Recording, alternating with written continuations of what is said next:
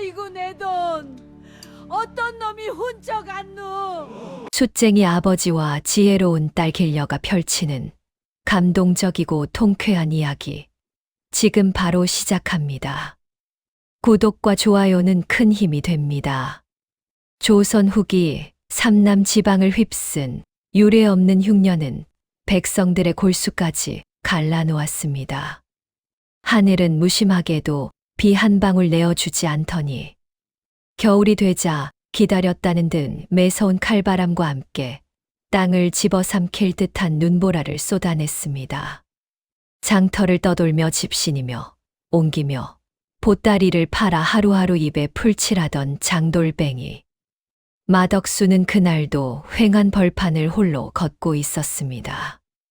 애구구, 이번 겨울은 유난히도 모질구먼.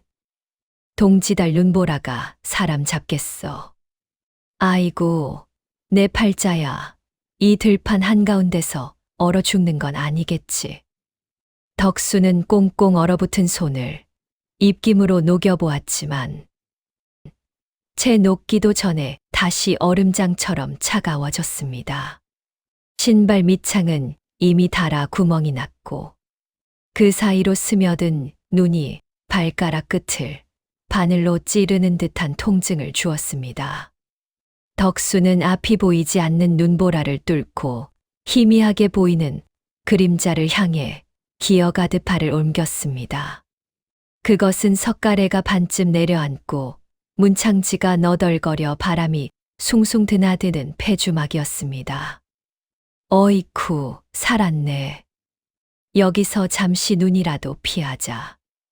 덕수는 지게를 내려놓고 주막 구석에 쌓인 마른 집더미를 긁어모았습니다. 집더미 속에 몸을 파묻고 웅크렸을 때였습니다. 밖에서 몰아치는 바람 소리 사이로 아주 가느다란 마치 새끼 고양이의 울음 같은 소리가 들려왔습니다. 응애, 응애. 덕수의 가슴이 철렁 내려앉았습니다. 이런 폐주막에 아기 울음소리가 나다니 귀신이 고칼 노르산인가 아니면 굴줄인 산짐승인가 겁이 덜컥 났지만 소리는 분명 바로 옆 집더미 속에서 나고 있었습니다. 덕수는 떨리는 손으로 조심스레 집더미를 헤쳐보았습니다. 그런데 그 안에서 나타난 것은 짐승도 귀신도 아닌 때 묻은 면포에 겹겹이 쌓인 작은 아이였습니다. 아이는 추위에 얼굴이 발갛게 달아오르다 못해 보랏빛이 돌 정도로 지쳐 있었고 숨소리는 거칠고 가냘팠습니다. 그런데 아이의 옷깃 사이로 반짝이는 무언가가 보였습니다. 그것은 가난한 백성들은 구경조차 하기 힘든 은비녀였습니다. 비녀 끝에는 붉은 매화 문양이 정교하게 새겨져 있었고 아이의 작은 품 안에는 낡았지만 범상치 않은 기운을 풍기는 서책 한 권이 함께 들어 있었습니다. 세상 천지에 어떤 사정이 있길래 이 모진 추위에 아이를 버렸단 말인가. 덕수는 아이를 보는 순간 가슴 밑바닥에서 뜨거운 것이 울컥 올라왔습니다. 아이를 얼른 자신의 낡은 누더기 옷 안으로 품었습니다. 장돌뱅이 처지에 제 몸 하나 가누기도 힘든 세월이었지만 품 안에서 느껴지는 아이의 가느다란 심장 박동이 덕수의 가슴을 세차게 때렸습니다.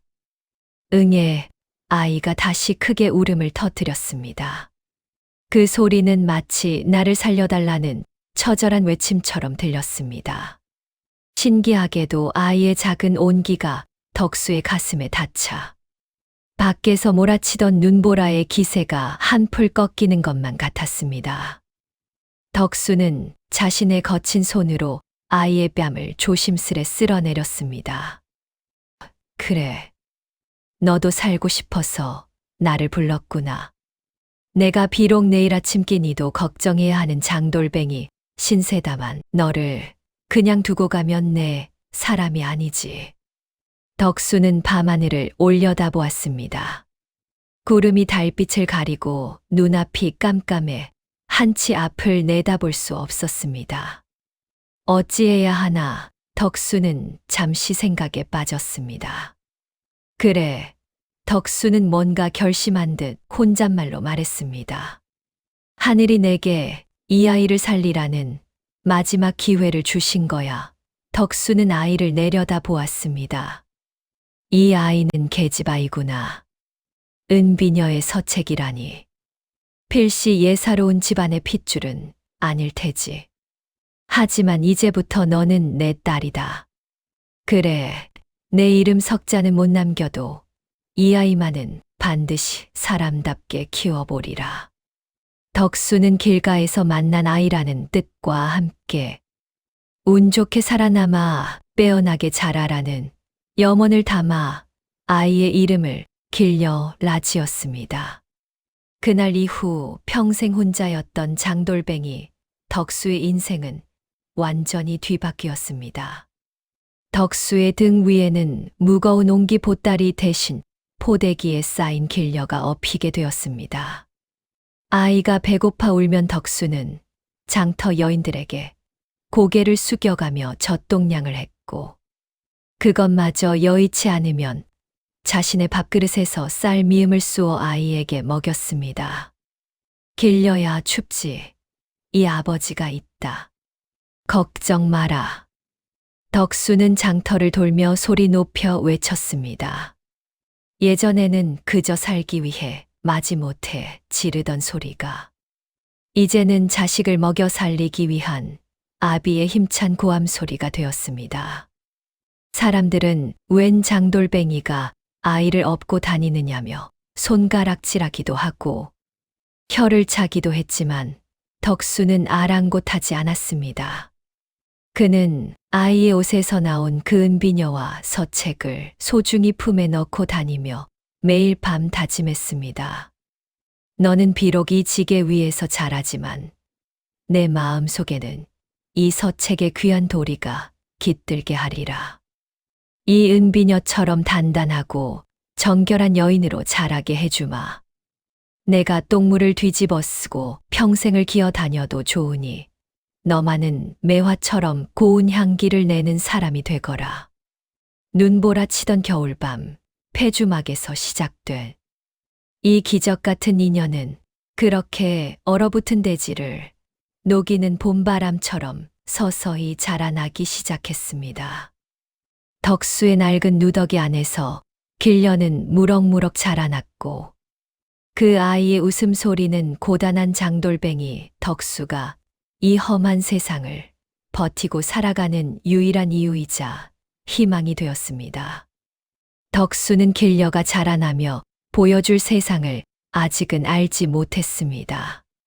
하지만 그는 믿었습니다. 이 아이가 훗날 자신의 굽은 등을 펴게 해줄 유일한 등불이 될 것임을 말입니다. 그렇게 아비와 딸의 위대한 동행은 눈 덮인 산길을 지나 찬란한 봄을 향해 한 걸음씩 나아가고 있었습니다. 길려가 7살이 되었을 무렵 그녀는 이미 장터의 명물이 되어 있었습니다. 아버지가 집신 한 켤레를 팔기 위해 손님과 실랑이를 벌일 때면 길려는 어느새 장터 한 구석에 쪼그리고 앉아 나뭇가지로 흙바닥에 기호들을 그려 넣곤 했습니다. 그것은 글자라기보다는 장터를 오가는 사람들의 수, 물건의 개수, 그리고 그날 변하는 곡물 가격을 자신만의 방식으로 기록한 일종의 비밀 장부였습니다. 덕수는 그를 몰랐기에 딸아이가 그저 흙장난을 하는 줄로만 알았습니다. 하지만 길려의 눈은 매처럼 날카롭게 장터를 파악하고 있었습니다. 아버지, 오늘은 옹기를 팔아 쌀을 사지 말고 저기 건너편 상단에서 내놓은 마른 명태를 사야 해요. 갑자기 웬 명태냐? 옹기 팔아 쌀 사기도 바쁜데. 북쪽 고갯길에 눈이 많이 내려서 보름 동안 상단 발이 묶인대요. 내일부터는 장터에 생선 구경하기가 하늘의 별 따기가 될 거요. 덕수는 반신반의하며 딸의 말대로 옹기를 판돈으로 명태를 샀습니다. 아니나 다를까 이튿날부터 고객길이 막혀 생선값이 3배로 뛰었습니다. 덕수는 큰 이익을 남겼고 딸아이의 식견에 온몸이 찌르르 울리는 전율을 느꼈습니다. 하지만 길녀의 재능이 가장 빛난 곳은 사람의 진실을 가려내는 일이었습니다. 그해 가을 장터 국밥집에서 큰 소동이 일어났습니다. 평생 기름을 짜서 팔아모은 꼬부랑 할머니의 쌈짓돈 보따리가 사라진 것입니다. 엽전 30냥이 든 묵직한 주머니였습니다. 아이고, 내 돈, 우리 손주 놈 고기 사주려고 모은 돈인데 어떤 놈이 가져갔누? 범인은 국밥집 안에 있던 3명의 사내 중 하나임이 분명했습니다. 비단 옷을 입은 거드름 피우는 상인, 눈치를 살피는 짐꾼, 그리고 술에 취해 비틀거리는 건달이 용의자였습니다. 포졸들이 그들의 몸을 뒤졌지만 엽전 꾸러미는 어디에도 나오지 않았습니다. 영악한 도둑이 이미 어딘가에 숨겨버린 것이었지요. 그때 구석에서 아버지가 지게 고치는 걸 지켜보던 길녀가 천천히 걸어 나왔습니다. 아이의 눈은 호수처럼 맑았지만 도둑을 향한 시선은 얼음장처럼 차가웠습니다. 포졸날이 제가 범인을 찾아낼 수 있어요. 대신 커다란 무쇠솥 3개의 깨끗한 물을 가득 채워주세요. 사람들은 꼬맹이가 장난을 치나 싶었지만 길녀의 똘망똘망한 눈빛에 이야기하는 대로 물솥을 가져왔습니다. 길녀는 3명의 용의자에게 말했습니다. 이 물솥은 정직의 셈입니다. 할머니의 돈을 훔치지 않은 정직한 사람이라면 주머니에 있는 동전 한 잎을 이 물속에 던져도 아무 일이 없을 거예요. 자, 한 명씩 던져보세요. 범인은 속으로 비웃었습니다. 물속에 던진다고 뭐가 나오겠어. 세사내는 당당하게 주머니에서 엽전 한 입씩을 꺼내 물속으로 던졌습니다. 풍덩, 풍덩, 풍덩. 3개의 동전이 가라앉았고 물결은 이내 잠잠해졌습니다. 비단 옷을 입은 상인이 기세등등하게 소리쳤습니다. 보아라, 아무 일 없지 않으냐? 이제 나를 보내다오. 하지만 길녀는 빙그레 웃으며 물솥을 가리켰습니다. 나리, 보세요. 길녀가 손가락으로 가리킨 곳은 비단옷 상인이 던진 동전 주변이었습니다. 맑았던 물 위로 무지갯빛 기름띠가 번지기 시작하더니 고소한 참기름 냄새가 은은하게 올라왔습니다. 할머니는 평생 장터에서 기름을 파신 분이에요. 그래서 할머니의 돈에는 항상 고소한 기름기가 깊게 배어 있지요.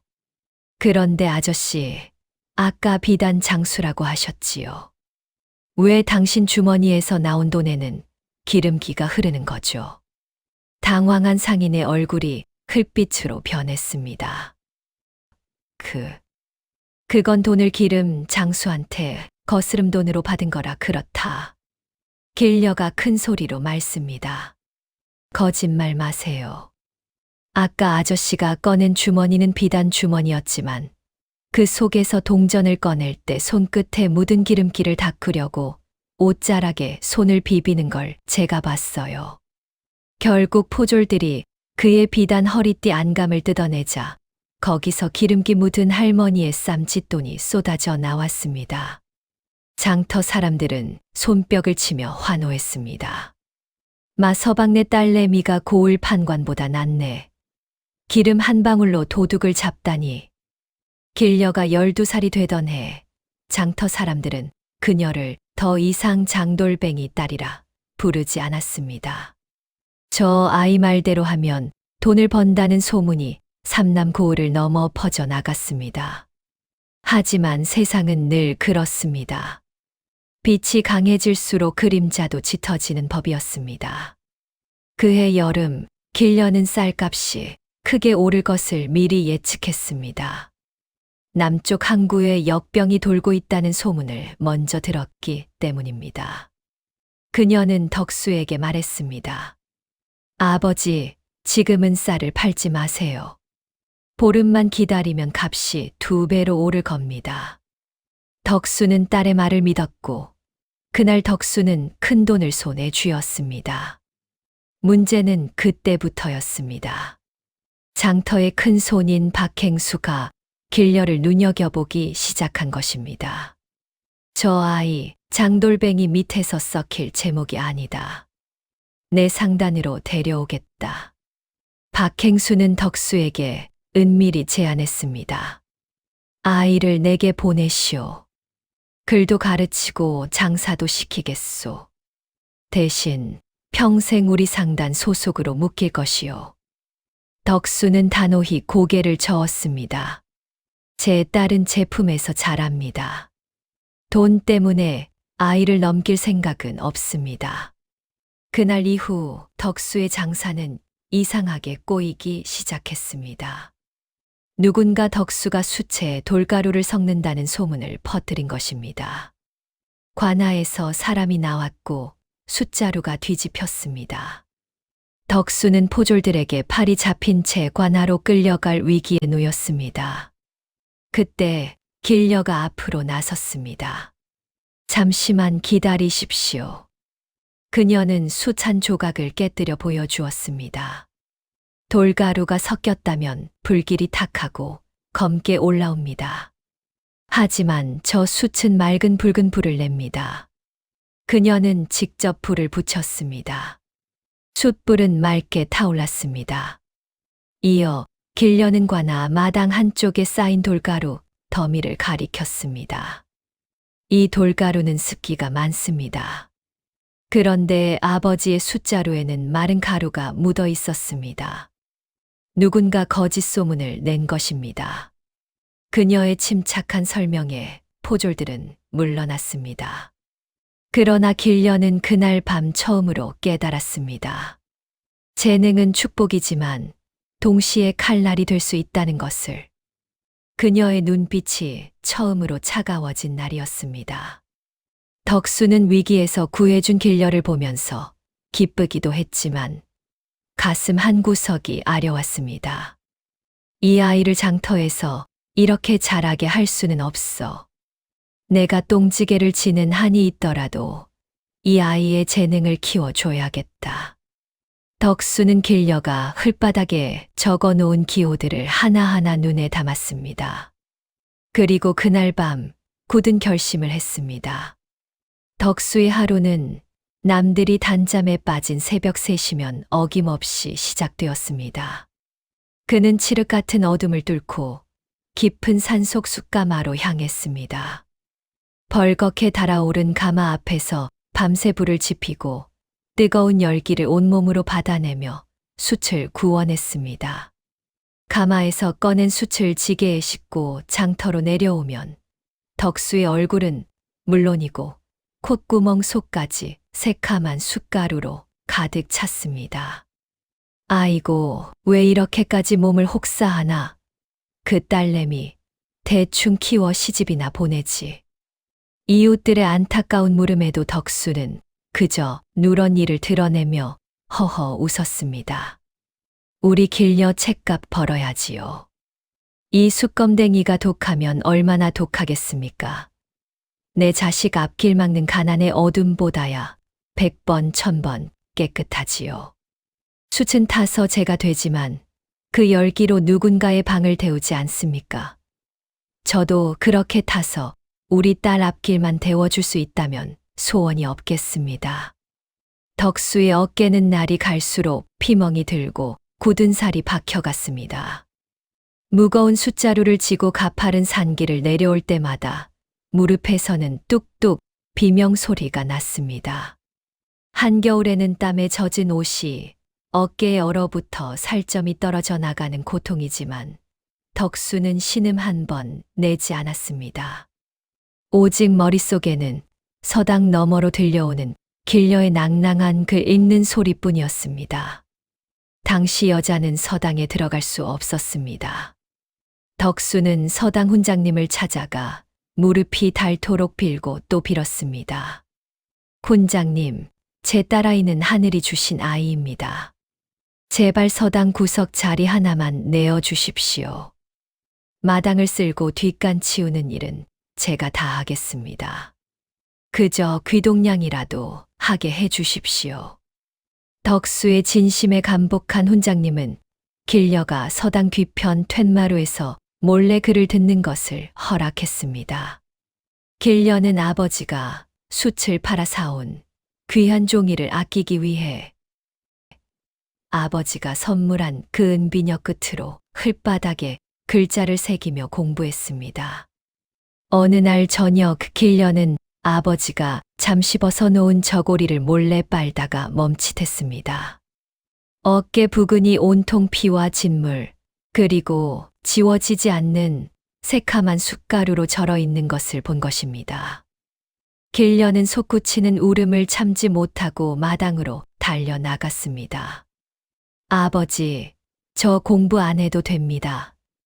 저도 아버지 따라 산에 가서 나무 해오고 숯 구울래요. 아버지, 이러다 돌아가시면 제가 그를 알아서 무엇합니까? 제 마음이 숯덩이가 되어 타들어가는 것 같아요. 길려가 울며 매달리자 평소 인자하던 덕수가 처음으로 엄하게 딸의 어깨를 잡았습니다. 길려야, 내가 진정 나를 위한다면 그 소리 말아라. 이 애비 어깨의 피멍은 훈장이다. 내가 나중에 백성의 억울함을 풀어주고 곤줄인 이들에게 밥을 먹이는 큰 사람이 된다면 이 애비의 굽은 등은 세상에서 가장 꼿꼿한 기둥이 될 것이다. 내가 읽는 글자 한자 한자가 내 고통을 씻어주는 약이다. 그러니 너는 오직 앞만 보고 가거라. 그날 밤 덕수는 잠든 길려의 손을 가만히 잡았습니다. 클바닥에 글을 쓰느라 손톱 끝에 흙이 잔뜩 껴있고 은비녀 끝이 달아있는 것을 보며 덕수는 소리 없이 울었습니다. 그는 딸의 머리맡에 장터에서 어렵게 구해온 비단신 한 켤레를 놓아두었습니다. 숯판 돈을 꼬박 모아 산 것이었습니다. 길려야, 너는 숯검댕이 아비 밑에서 자랐지만 내 발걸음만큼은 꽃길만 걷게 해주고 싶구나. 이 비단신이 너를 더 넓은 세상으로 데려다 줄 거다. 길려는 자는 척하며 아버지의 거친 손등 위로 떨어지는 뜨거운 눈물을 느꼈습니다. 그녀는 속으로 맹세하고 또 맹세했습니다. 아버지, 아버지가 태우신 이 숯의 열기를 잊지 않겠어요. 아버지의 그 굽은 등을 비단 방석에 앉혀드릴게요. 아버지가 지신 그 지게의 무게가 헛되지 않았음을 온 세상에 증명해 보이겠어요. 길려는 아버지가 잠든 사이 품속에 간직한 은비녀를 꺼내 달빛에 비추어 보았습니다. 아버지, 저는 단순히 돈을 많이 버는 장사꾼이 되지 않을 거예요. 누군가의 눈물이 묻은 돈을 닦아주고 정직한 땀방울이 가치를 인정받는 그런 세상을 만들 거예요. 어린 소녀의 당찬 포부는 장터의 흙먼지를 뚫고 하늘로 솟아오르고 있었습니다. 세월은 흘렀고 길려는 16의 나이에 장터의 흐름을 완전히 깨우쳤습니다. 그녀는 아버지가 구해온 질 좋은 참숯을 단순히 파는 것에 그치지 않고 숯의 화력을 일정하게 유지하는 법을 공부해 대장간과 고관대작들의 화로용으로 사용할 수 있도록 하여 판매하기 시작했습니다. 이것이 길려가 장터에서 처음으로 거둔 지혜로운 판매 비법이었습니다. 덕수의 헌신으로 피워낸 길려라는 매화는 이제 찬바람 속에서도 은은한 향기를 내뿜으며 거대한 거상으로 거듭날 준비를 마쳤습니다. 아버지가 지었던 숯지게의 무게는 딸에게 세상을 짊어질 책임감이 되었고 아버지가 삼켰던 숯가루의 고통은 딸에게 어떤 불의에도 꺾이지 않는 단단한 의지가 되었습니다. 길려가 18이 되던 해 조선의 상권을 쥐락펴락하던 경강상단의 대행수 조득필이 삼남 지방을 순행한다는 소식이 들려왔습니다. 그는 엽전 한 잎의 무게보다 사람의 쓰임새를 더 중요하게 여기는 매서운 눈의 소유자였지요. 길련은 깨달았습니다. 아버지의 숫지개를 내려놓게 할 유일한 길은 이 거대한 상단의 심장부로 들어가는 것뿐임을 말입니다. 당시 경강상단은 큰 위기에 봉착해 있었습니다. 고을 수령 오태강이 상단의 통행료를 평소보다 5배나 올리고 상단이 보관하던 관청 납품용쌀인 관미에 모래를 섞었다는 누명을 씌워 상단 전체를 통째로 삼키려 들었기 때문입니다. 오태강의 목적은 명확했습니다. 상단을 압박해 뒷돈을 챙기고 거대 상단의 유통망을 자신의 소나귀에 넣으려는 탐욕이었지요. 경강상단의 임시 숙소인 강변 객주의 밤은 죽음보다 깊은 침묵과 타오르는 분노가 뒤섞여 있었습니다. 촛불은 위태롭게 흔들리고 상단의 핵심 간부인 노행수들은 핏발선 눈으로 서로를 바라보며 한숨만 내쉬고 있었지요. 이게 말이 되는 소린가? 우리 경강상단이 나라에 바칠 관미에 모래를 섞었다니. 우리 상단의 목줄을 끊겠다는 소리나 다름없네. 오태강 그자가 미친 게 분명해. 통행료를 5배나 올린 것도 모자라. 이제는 대행수 어른까지 포도청에 넘기겠다고 엄포를 놓으니 이건 상단을 통째로 삼키겠다는 수작이지. 그때였습니다. 굳게 닫혔던 객주문이 거칠게 열리며 낡은 도포를 걸치고 페랭이를 깊게 눌러쓴 한 젊은 사내가 안으로 걸어 들어왔습니다. 남장을 했지만 눈매만큼은 서리가 내린 듯 서늘한 길녀였습니다. 대책 없이 한숨만 내쉬면 오태강의 칼날이 무뎌지기라도 한다던가요? 길녀의 목소리가 장내를 갈랐습니다. 노행수들은 깜짝 놀라 벌떡 일어났습니다. 웬 놈이냐? 여기가 어디라고 감히 발을 들이밀어. 길녀는 비웃듯 입꼬리를 올리며 객주 한가운데 놓인 쌀자루 앞으로 다가갔습니다. 그리고는 오태강이 물증이라며 던져놓고 간 문제의 쌀 한 줌을 쥐어 탁자 위에 뿌렸습니다. 이 쌀을 보십시오. 여기 섞인 모래는 이 근처 강가의 모래가 아닙니다. 알갱이가 굵고 붉은 빛이 도는 것이 저 멀리 관아 뒷마당에 새로 깐 서역산 관상용 모래지요. 상단의 창고지기가 쌀에 모래를 섞었다면 굳이 멀리 있는 관아 모래를 가져와 섞었겠습니까? 발치에 널린 강모래를 섞으면 섞었지. 길녀의 지적에 장내는 찬물을 끼얹은 듯 조용해졌습니다. 길녀는 멈추지 않고 말을 이었습니다. 오태강의 목적은 단순한 뒷돈이 아닙니다. 그는 지금 경강상단이 쥐고 있는 소금 유통권을 탐내고 있습니다. 소금 배가 지나는 포구마다 통행세를 5배로 올린 것은 상단의 자금줄을 말려 스스로 무너지게 하려는 올가미였고, 이번 관미 사건은 그 올가미를 조이는 마지막 손길입니다.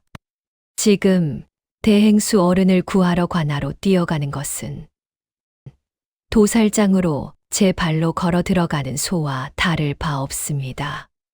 노행수 중 가장 나이가 많은 이행수가 떨리는 목소리로 물었습니다. 네. 내 놈은 누구냐? 어찌 이런 내막을 그리 상세히 안단 말이냐? 길녀는 페랭이를 벗어 던졌습니다. 묶었던 머리가 풀리며 고운 여인의 선이 드러났지만 그 눈빛만큼은 불을 뿜어낼 듯한 기세였습니다. 저는 장돌뱅이 마덕수의 딸 길녀입니다. 오태강이 관아 창고지기와 야밤에 밀당을 하며 쌀자루를 빼돌리는 현장을 제 눈으로 확인했고, 그들이 쌀을 빼낸 빈자리를 채우기 위해 관아 마당의 모래를 퍼담는 소리까지 들었습니다. 길려는 품속에서 작은 수첩 하나를 꺼냈습니다. 여기 오태강이 지난 석 달간 상단들을 압박하며 챙긴 뇌물 장부의 사본이 있습니다. 그가 누구에게 얼마를 받았는지, 어떤 행수를 협박했는지, 날짜와 시각까지 기록되어 있지요. 오태강은 지금 상단을 삼키려 하지만 저는 지금 오태강의 목숨줄을 쥐고 있습니다. 상단의 행수들은 아연실색했습니다. 일개 장돌뱅이의 딸이라 생각했던 이 어린 여인이 거대 상단도 하지 못한 일을 해놓았던 것입니다. 이제 선택하십시오. 여기서 오태강에게 무릎을 꿇고 상단의 인장을 바치겠습니까? 아니면 저를 믿고 오태강의 탐욕을 역으로 이용해 그를 잡아 넣겠습니까? 길려의 제안은 상단에게 있어 유일한 동아줄이었습니다. 그날 밤 길려는 상단의 책사가 되어 오태강을 무너뜨릴 거대한 역공의 설계를 시작했습니다. 단순히 결백을 증명하는 수준이 아니라 오태강이 스스로 판 무덤에 자신의 전 재산과 명예를 잃게 하는 거였지요. 그녀의 치밀한 증거 제시에 상단은 위기를 모면했고 풀려난 대행수인 조득필은 길려를 눈여겨보게 됩니다. 너는 누구냐? 어찌 일개 장돌뱅이의 자식이 상단의 장부와 관아의 움직임을 이토록 훤히 꿰뚫고 있단 말이냐? 저는 아비의 수칙에 위에서 세상을 배웠습니다. 연기는 위로 올라가고 숯은 아래로 타들어가듯 세상의 돈 또한 위에서 아래로 흐르는 법을 배웠을 뿐입니다. 대행수는 길려를 시험하기 위해 어려운 문제를 해결하라고 말했습니다. 지금 남쪽 포구의 가뭄으로 배가 뜰 수 없어 소금이 묶여 있다. 열흘 안에 소금을 한양으로 올리지 못하면 상단은 파산이다. 어찌하겠느냐? 당시 오태강은 수로를 통제하며 막대한 통행세를 요구하고 있었습니다. 길려는 배를 띄우는 대신 거꾸로 산길을 택했습니다. 하지만 짐꾼들의 비용이 너무 비싸 이윤이 남지 않는 상황이었지요. 여기서 길려의 지혜로운 상술이 발휘됩니다. 길려는 상단이 보유한 고급 약재와 차를 인근 산사의 승려들과 고을의 아녀자들에게 먼저 풀었습니다. 이 차를 마시면 몸의 화기를 다스릴 수 있다는 소문을 낸 것이지요. 사람들은 차를 구하기 위해 모여들었고 길려는 돈 대신 노동을 제안했습니다. 차 한 봉지에 소금 한 자루씩만 다음 고개까지 옮겨주십시오. 단순히 품삯을 주고 사람을 부리는 것이 아니었습니다. 줄을 지어 소금 자루를 옮기는 백성들의 모습은 장관이었고 소금은 오태강의 수로 검문소를 비웃듯 산길을 타고 순식간에 한양에 도착했습니다. 길려가 상단의 실권을 잡아가자 오태강은 최후의 수단으로 상단에 자금줄을 끊으려 했습니다. 상단이 발행한 어음을 위조하여 시장에 대량으로 뿌린 것입니다. 시장에 혼란이 오고 상단의 신용이 바닥칠 위기였습니다. 그녀는 당황하는 상인들에게 공포를 심어주는 대신 거꾸로 진짜 어음의 가치를 높이는 전략을 썼습니다. 가짜 어음을 가져오시는 분들께는 상단이 보증하는 최고급 숯과 쌀로 교환해 드립니다. 단, 그 어음을 어디서 누구에게 받았는지 정직하게 기록해 주십시오. 길려는 손해를 감수하는 듯 보였지만 사실은 그 기록을 통해 오태강이 위조 어음을 유통시킨 경로와 하수인들을 잡아들일 계략이었지요. 이 장부는 곧바로 어사에게 전달되었고 오태강은 자신의 꾀에 자신이 넘어가는 꼴이 되었습니다. 오태강이 관복을 벗고 압송되던 날, 길려는 수천 명의 상인을 거느린 경강상단의 도행수로서 그 앞에 섰습니다. 화려한 비단 옷 아래 그녀는 여전히 아버지가 숯검댕이 손으로 건네주었던 그 낡은 은비녀를 꽂고 있었습니다. 당신은 돈을 지배의 도구로 여겼지만 나는 돈을 사람을 살리는 피로 여겼소. 당신이 막았던 물길은 내가 사람의 마음으로 뚫었고 당신이 가렸던 진실은 우리 아버지의 숯불처럼 밝게 타올랐소. 오태강은 발악했습니다. 장돌뱅이 딸년이 감히 내년이 내 앞길을 막다니. 길려는 차갑게 미소 지었습니다. 이 돈은 당신이 멸시하던 짐꾼들의 땀방울이고 당신이 짓밟았던 숫쟁이들의 눈물이오.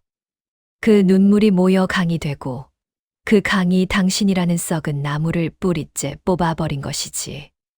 이 사건을 계기로 길려는 조득필 대행수의 뒤를 잇는 후계자로 공식 인정받게 됩니다. 낮은 곳을 아는 사람이 높은 곳을 관리할 수 있다는 것을 증명한 것이지요.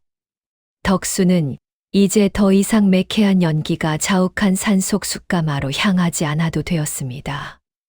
딸이 마련해준 넓은 기와집, 햇살이 따사롭게 내려앉는 앞마당에서 덕수는 자신이 지었던 지게를 정성스레 닦고 있었습니다. 평생토록 자신의 어깨를 짓눌렀던 낡고 손때 묻은 지게였습니다. 지게의 어깨끈은 땀과 진물에 절어 딱딱하게 굳어 있었고 나무 몸통은 거친 산길에 긁힌 자국으로 가득했습니다. 덕수는 비단 수건으로 그 옹이 진 나무 마디마디를 닦아내며 허허 웃음을 터뜨렸습니다. 길려야, 이 지게가 참으로 고맙구나. 이놈이 버텨주지 않았다면 어찌 내가 저 큰 세상을 품었겠느냐. 사람들은 내 어깨가 굽었다고 쯧쯧거리지만 나는 이 굽은 등 덕분에 내가 세상을 꼿꼿하게 바라볼 수 있었다고 생각하면 자다가도 웃음이 난단다. 집으로 돌아온 길려는 어느새 비단 치마를 걷어 올리고 아버지의 발치에 털썩 앉았습니다. 그녀는 조선 최고의 거상이라는 위엄을 내려놓고 그저 숫쟁이의 딸로 돌아가 아버지의 거친 손을 자신의 뺨에 갖다 대었습니다. 아버지, 오늘도 상단에 수만 양의 엽전이 들어오고 나갔지만 제 마음은 늘 허전했어요.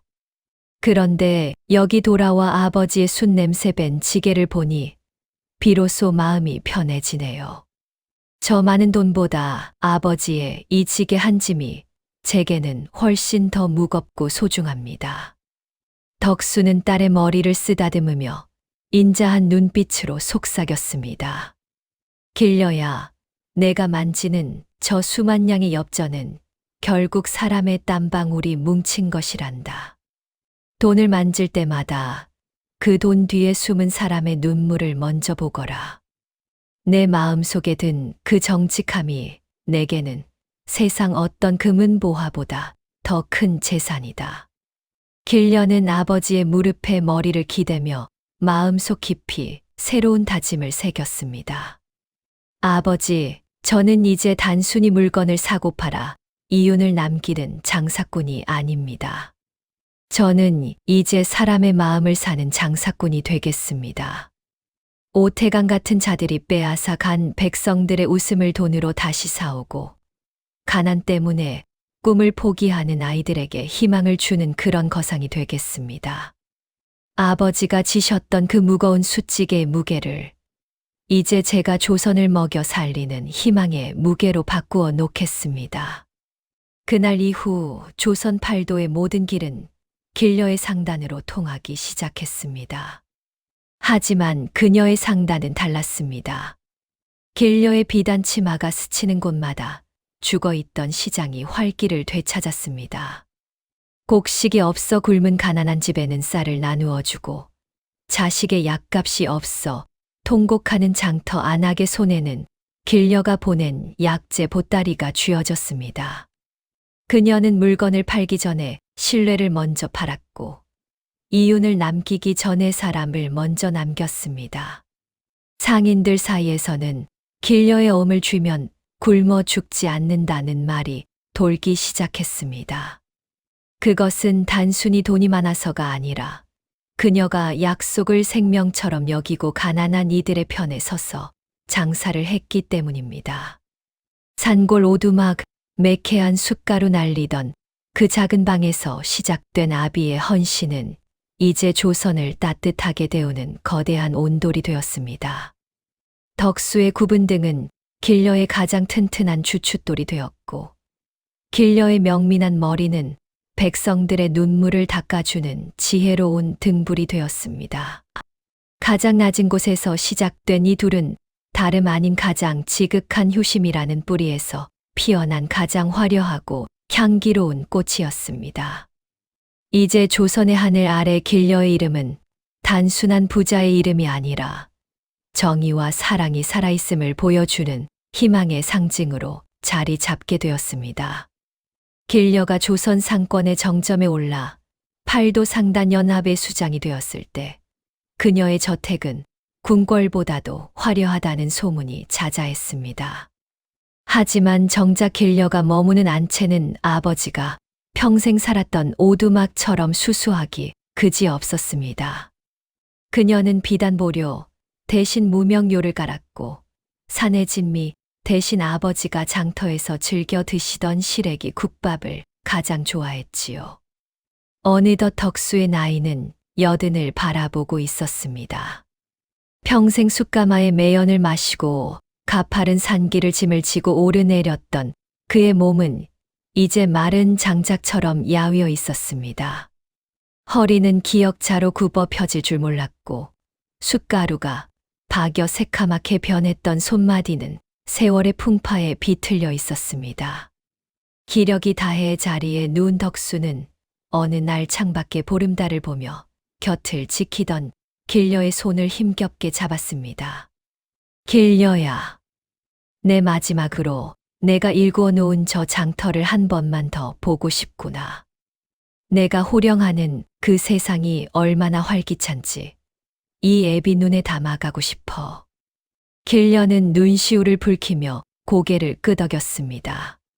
그녀는 화려한 가마를 준비시키는 대신 상단에서 가장 튼튼하고 부드러운 천으로 감싼 지게를 가져오게 했습니다. 그리고는 손수 아버지를 그 지게 위에 업었습니다. 아버지, 어릴 적 아버지가 저를 업고 장터를 누비셨지요? 이제는 제가 아버지를 업고 장터를 보여드릴게요. 이 지게는 아버지가 제게 물려주신 가장 귀한 선물입니다. 조선 최고의 거상이 늙고 병든 장돌뱅이 아버지를 지게에 업고 장터 한복판을 걷기 시작했습니다. 수많은 상인과 백성들이 이 광경을 보고 길을 터주었습니다. 길려는 장터 구석구석을 돌며 아버지의 귀에 속삭였습니다. 아버지, 저기 보세요. 아버지가 숯을 팔던 저 자리에는 이제 헐벗은 이들이 공짜로 밥을 먹는 구휼소가 생겼어요. 그리고 저기 옹기전 자리에는 글 모르는 아이들이 공부하는 배움터가 세워졌답니다. 이 모든 것이 아버지의 숯덩이가 타올라 만든 빛이에요. 덕수는 흐릿해지는 눈으로 딸이 일구어 놓은 평화로운 장터를 바라보았습니다. 사람들의 웃음소리가 꽃향기처럼 날아와 덕수의 굽은 가슴을 채웠습니다. 그는 딸의 어깨를 토닥이며 나직하게 웃었습니다. 됐다. 이제 됐다. 내 평생 지었던 지게가 이토록 아름다운 꽃밭을 만들었으니 이 애비는 이제 여한이 없구나. 그날 밤 집으로 돌아온 덕수는 숨을 몰아쉬며 품속 깊이 간직했던 작은 비단 주머니를 길려에게 건넸습니다. 그 안에는 길려가 어릴 적부터 보물처럼 여겼던 이제는 끝이 닳아 뭉툭해진 그 은비녀가 들어 있었습니다. 길려야, 이제는 말해주어야겠구나. 이 비녀는 내 친어머니가 너를 집더미에 미며 마지막으로 남긴 것이란다. 필시 몰락한 명문가였겠지. 나는 내가 혹여 친부모를 찾아 나를 떠날까봐, 아님 내 귀한 신분이 드러나 화를 당할까봐 두려워 이 비녀를 숨기고 싶었다. 하지만 너는 이 은비녀로 흙바닥에 글을 쓰며 스스로 내 운명을 개척했지. 길려는 오열하며 아버지의 손을 꼭 쥐었습니다. 아버지, 제게 친부모는 오직 아버지 한 분뿐입니다. 눈보라 속에서 얼어 죽어가는 저를 품어주신 분, 숟가루를 마시며 저를 공부시켜 주신 분, 제 굽은 인생을 펴주려 당신의 등을 굽히신 분이 제 유일한 아버지입니다. 이 비녀는 제 가문을 증명하는 물건이 아니라 아버지가 저를 얼마나 사랑하셨는지 증명하는 징표일 뿐이에요. 덕수는 딸의 눈물을 닦아주려 손을 뻗었지만 이내 힘이 빠져 툭 떨어졌습니다. 그의 얼굴에는 세상에서 가장 평온한 미소가 걸려 있었습니다. 고맙다. 장돌뱅이의 딸로 자라나 조선 상단을 이끄는 여인이 되어 주어서 참으로 고맙구나. 덕수는 그렇게 딸의 품 안에서 조용히 숨을 거두었습니다. 그가 떠난 방 안에는 새카만 숯 냄새 대신 은은한 매화 향기가 진동했습니다. 길려는 아버지의 시신을 고운 비단 관포로 싸는 대신 아버지가 평생 입으셨던 무명옷과 숯가루가 묻은 지게끈을 함께 넣었습니다. 그리고 장례 행렬의 맨 앞에서 몸소 상여를 끌었습니다. 장례 행렬이 지나는 길목마다 조선 팔도에서 모여든 상인들이 흰 천을 바닥에 깔았습니다. 아버지가 평생 흙길만 걸으셨으니 가는 길만큼은 가시지 않는 비단길을 걷게 해드리고 싶다는 길려의 청을 상인들이 받든 것이었지요. 수백 명의 백성이 통곡하며 그 뒤를 따랐습니다. 숫쟁이 영감, 부디 하늘나라에서는 짐 지지 말고 편히 지내시게. 길려는 아버지가 처음 자신을 발견했던 그 폐주막터가 보이는 언덕배기에 묘를 썼습니다. 아버지를 보낸 뒤 길려는 자신의 전 재산을 가난하고 배고픈 백성들을 위해 쓰기 시작했습니다.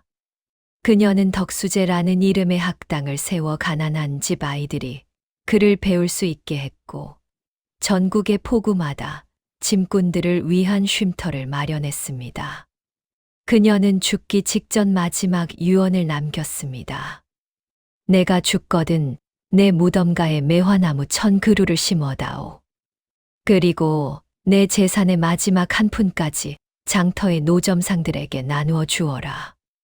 큰 상인은 돈을 남기는 것이 아니라 사람을 남기는 것이며 그 사람들의 가슴 속에 타오르는 희망이 바로 우리 아버지가 구웠던 꺼지지 않는 숯불이기 때문이다. 길려가 세상을 떠난 뒤 조선의 장터 사람들은 찬 바람이 부는 겨울이 오면 늘 덕수와 길려의 이야기를 속삭였습니다. 눈보라 속에서 시작된 그 기적 같은 인연은 신분을 뛰어넘고 고난을 이겨내며 사람이 사람을 사랑하는 방식이 얼마나 위대한지를 보여주었습니다. 고을 사람들은 비가 오거나 눈이 내리는 날 장터 어느 굽은 골목을 지나다 보면 아이를 등에 업고 숫지개를 치며 힘차게 외치던 덕수의 목소리와 그 어깨 위에서 낭낭하게 글을 읽던 길려의 목소리가 들리듯 하다고 합니다. 그들의 이야기는 숯처럼 검었으나 그 속에서 피어난 불꽃은 조선의 밤을 가장 밝게 비추었습니다. 이제 덕수는 하늘에서 지게를 내려놓고 비단 꽃신을 신은 딸의 손을 잡고 구름 위 꽃길을 영원히 거닐고 있을 것입니다. 자, 오늘 이야기가 재미있으셨나요? 조선 최고의 거상이 된 길려가 마지막까지 품에 안았던 것은 황금이 아니라 아버지가 물려주신 낡은 은비녀와 숯냄새 배어있는 사랑이었습니다. 우리 부모님들도 그러하셨지요. 당신의 허리가 굽어가는 줄도 모르고 자식의 앞길을 펴주기 위해 평생을 숯가마 같은 고단한 삶을 견디셨습니다. 오늘 밤 잠자리에 들기 전 우리를 키워준 그 고마운 굽은 등을 한번 떠올려 보시는 건 어떨까요? 덕수의 지게가 길려라는 꽃을 피웠듯 여러분의 사랑도 누군가의 가슴 속에서 영원히 시들지 않는 매화 향기로 남을 것입니다. 이 이야기가 여러분들께 작은 감동과 재미를 드렸으면 좋겠습니다. 오늘 이야기가 좋으셨다면 구독과 좋아요 부탁드립니다. 다음에도 더 감동적이고 흥미진진한 이야기로 찾아뵙겠습니다. 시청해 주셔서 고맙습니다. 건강하세요.